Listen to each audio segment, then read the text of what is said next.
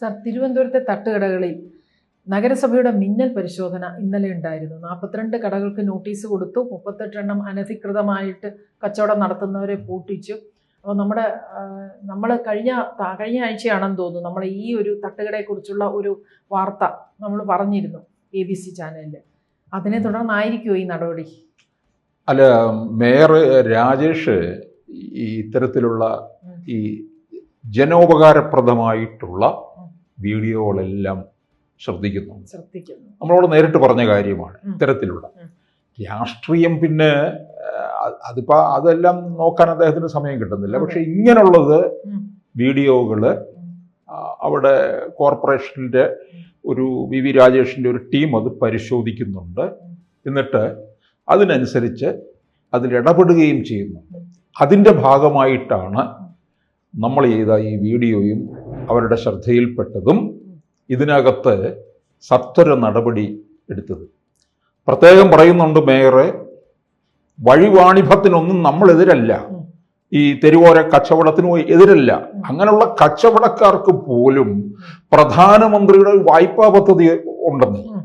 ഇപ്പം വഴിയരിയിലൊക്കെ ഇരുന്ന് മീൻ വിൽക്കുന്ന സ്ത്രീകളെ കണ്ടിട്ടില്ല, മത്സ്യത്തൊഴിലാളികളുണ്ട്, അവർക്ക് ലോണുണ്ട് പ്രധാനമന്ത്രിയുടെ, അവർ തന്നെ പറഞ്ഞിട്ടുള്ള കാര്യമാണ്.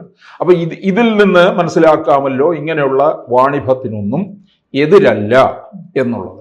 പക്ഷെ ഇവിടെ തിരുവനന്തപുരത്ത് കാണിച്ചിരിക്കുന്ന കൊള്ളരുതായ്മ, ആ വാക്ക് തന്നെ പറയുകയാണ്, കൊള്ളരുതായ്മ, നമ്മളുടെ സഞ്ചാര സ്വാതന്ത്ര്യത്തെ തടസ്സപ്പെടുത്തിക്കൊണ്ടാണ് ഫുട്പാത്ത് മുഴുവൻ ഒരു 6:30 മണി കഴിയുമ്പോൾ ഇവർ കൊണ്ടുവന്ന് മേശയും കസേരയും അങ്ങിട്ട് ഈ ഹോട്ടലുകളിലെ പോലെ കാപ്പിക്കടകളിലും ഒക്കെ മേശയും കസേരയും ഇട്ട് ഇരുന്ന് ഇതാ ഏതെങ്കിലും ഒരു കാൽനട യാത്രക്കാരനത് ചോദിക്കാൻ പറ്റുമോ?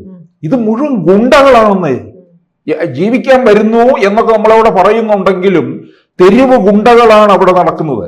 മേയർ ആര്യ രാജേന്ദ്രൻ ഇവിടെ ഭരിച്ചുകൊണ്ടിരുന്ന കാലത്താണ് ഇത്തരത്തിലെ ഈ തട്ടുകടകൾ ഇത്രയും വ്യാപകമായത്. ഇപ്പൊ ചോദിക്കും, തട്ടുകടകൾ കൊണ്ട് പ്രയോജനമില്ലേ? ഉണ്ട്. മറ്റു ഹോട്ടലുകളെ അപേക്ഷിച്ച് വളരെ ചെറിയ റേറ്റ്, ആ റേറ്റിൽ ഭക്ഷണം കഴിച്ച് ജീവിച്ചു പോകണമെന്ന് താല്പര്യമുള്ള ഒരുപാട് പേര് തിരുവനന്തപുരത്ത് അന്യ ദേശത്ത് നിന്നൊക്കെ വന്ന് കഴിയുന്നുണ്ട്. ആയിക്കൊള്ളട്ടെ, ഇത് മുഴുവൻ അടക്കി അങ്ങ് ഭരിച്ച് തട്ടുകടയുടെ ആവശ്യമില്ല. അവിടെയായിട്ട് ഇതിന് പ്രത്യേക ഓരോ സ്പോട്ട് കൊടുത്തിട്ടുണ്ട്. അവിടെ ഉപയോഗിക്കുക. ഇപ്പൊ ഞാൻ ചോദിച്ചോട്ടെ, പ്രധാനപ്പെട്ട വീതികളിലൊന്നും തന്നെ തട്ടുകട അനുവദിക്കാതിരിക്കുക. ഇതിനായിട്ടുള്ള സ്ഥലമുണ്ട്. അപ്പൊ ചോദിക്കും, അവിടെ പോയി വേണോ, ഓട്ടോ പിടിച്ചോ ബസ് കയറിയോ പോയാണോ ഭക്ഷണം കഴിക്കേണ്ടതെന്നല്ല. എല്ലാ ഇടങ്ങളിലും തട്ടുകട കൊടുക്കാം. കൊടുക്കുന്ന ഇടങ്ങളിൽ അത് വ്യാപകമായിട്ടവിടെ ഉണ്ടാകാൻ പാടില്ല.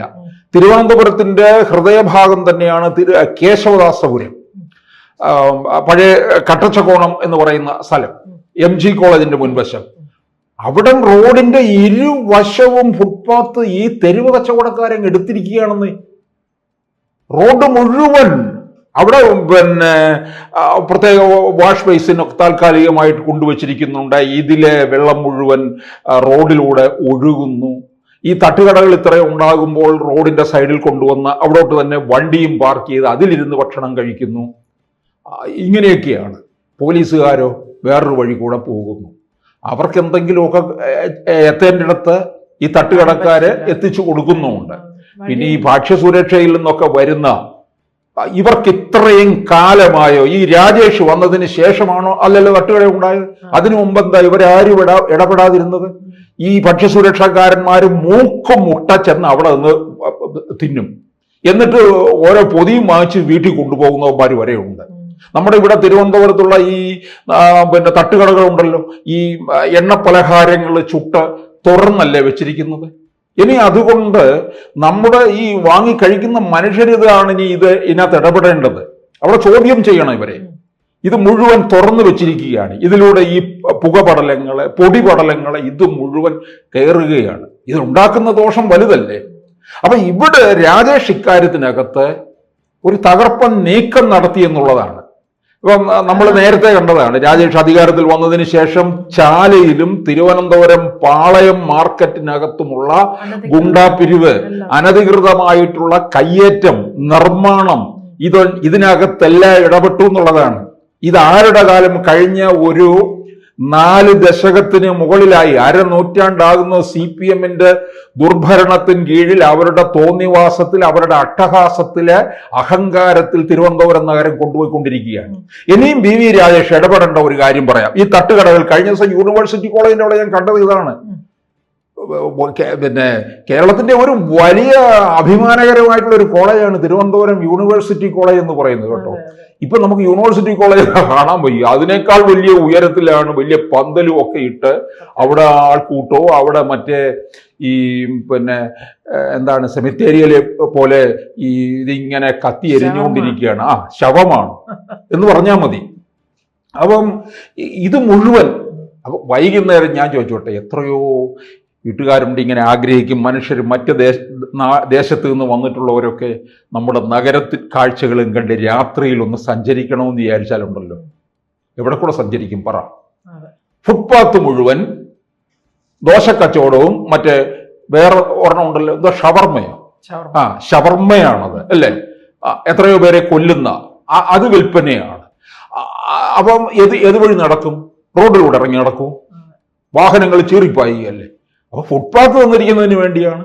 അതേ ഇവിടെ മേയർ ചോദിച്ചിട്ടുള്ളൂ, അതാണ് മേയർ ചെയ്തിട്ടുള്ളത്. ഇനിയും BV രാജേഷ് ഇടപെടേണ്ട ഒരു കാര്യം എന്ന് പറയുന്നത്, ഏറ്റവും കൂടുതൽ വിനോദസഞ്ചാരികൾ എത്തുന്ന തിരുവനന്തപുരത്തെ ഒരു പ്രധാനപ്പെട്ട ഒരു ആത്മീയ തീർത്ഥാടന കേന്ദ്രമായിട്ടുള്ള ശ്രീ പത്മനാഭസ്വാമി ക്ഷേത്രത്തിന്റെ അവിടെയാണ്, പത്മനാഭസ്വാമി ക്ഷേത്രത്തിലാണ്. അവിടെ വിശ്വാസമില്ലാത്തവർ ആ ഭാഗത്ത് വരും. കാരണം ഈ 4 കോട്ട, പത്മനാഭസ്വാമി ക്ഷേത്രത്തിന്റെ ആ ചുറ്റിലുമുള്ള ഒരു ഭംഗിയുണ്ട്, അഗ്രഹാരങ്ങള്, ഇതൊക്കെയുണ്ട്. അതിനകത്തൊന്ന് കയറി ഇറങ്ങി നോക്ക്, മുഴുവൻ ഫുട്പാത്ത് നമുക്ക് കാണാൻ വയ്യ. അത്തരത്തിലാണ് അവിടെ കച്ചവടം. അവിടുത്തെ കച്ചവടം ഈ ഭക്ഷണവുമുണ്ട്, അതിനോടൊപ്പം ചീപ്പ്, പൊട്ട്, ചാമ്പ് ഇങ്ങനെയുള്ള ഈ കച്ചവടം ഒക്കെ നടത്തുന്നുണ്ട്. ഇവർക്ക് വേറെ ഇടം കൊടുക്കാമെന്ന് തന്നെ പറഞ്ഞിട്ടുണ്ട്. ഇത് പത്മനാഭസ്വാമി ക്ഷേത്രത്തിന്റെ അവിടെ നിന്ന് ഒഴിപ്പിക്കാനായിട്ട് അവിടുത്തെ പൗരസമിതി തന്നെ മുമ്പ് പലവട്ടം ശ്രമിച്ചിട്ടുള്ളതാണ്. പക്ഷെ രാഷ്ട്രീയ ഇടപെടൽ കാരണം അതിനകത്തൊന്നും നടക്കാതെ വന്നുള്ളതാണ്. ഇത് ഒക്കെ ഉണ്ടായിട്ടുള്ളത് ഈ ആര്യ രാജേന്ദ്രൻ ഇവിടെ മേയറായിരിക്കുന്ന സമയത്തുള്ള രീതിയിലായിരുന്നു. കാരണം CPM-കാർ അവരുടെ തന്നിഷ്ടം ആര് ചോദിക്കാന്? ഒന്നും ചോദിക്കാൻ പറ്റത്തില്ല. ഒരു സാധാരണക്കാരനെ ഈ ഞാൻ പറഞ്ഞ ഇടങ്ങളിലുള്ള തട്ടുകച്ചവടക്കാരെ ചോദ്യം ചെയ്യാൻ ചെന്ന് കഴിഞ്ഞാൽ അവരുടെ കയ്യും കാലും വെച്ചേക്കത്തില്ല. ഈ SFI-കാരൊക്കെ വിളിച്ച മുദ്രാവാക്യം ഈ CPM-ഉം DYFI-കാരും ഒക്കെ വിളിക്കുന്നവരാണ്. റഹീമിന്റെ പരമ്പരയിലുള്ള ആൾക്കാരൊക്കെ തന്നെയല്ലേ ഇത്. അപ്പൊ ഇതിനകത്ത് വലിയ തോന്നിയവാസമാണ് തിരുവനന്തപുരം നഗരത്തിൽ കണ്ടിട്ടുള്ളത്. ഇത് പിന്നെ തലസ്ഥാന നഗരമാണ്, ധാരാളം വിനോദസഞ്ചാരികൾ വരും. അവർക്ക് സ്വൈരമായിട്ട് സഞ്ചരിക്കുക എന്നുവെച്ചാൽ, സഞ്ചരിക്കുക എന്ന് പറഞ്ഞാൽ കാൽനടയായിട്ട് തന്നെ അങ്ങനെ തന്നെ നഗരം കണ്ടുപോകണം എന്നുള്ളതാണ്.